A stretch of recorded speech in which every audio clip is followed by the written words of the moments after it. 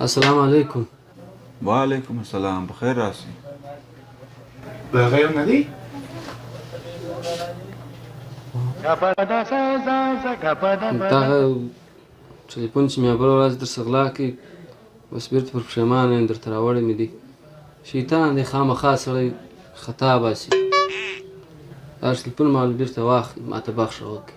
دا دی زما او ستا طبیعت په خراب شو. ایکس مکس ټلیفون ورک شو. دا دی کور یې ودان راوړي. موږ بیخي ولاړ انډیواله طبیعت په خراب و. بس د یوې هفتې ګټه هغه بس تا ویې وړله. خو بیا هم کور دې ودان چې بېرته دې راوړئ. ته ګوره د حلالو پیسو شی دا راکامي. دا دې ګوره غلا کوي خپله بېرته دا دې پښېمانه سو راوړي. کور دې ودان.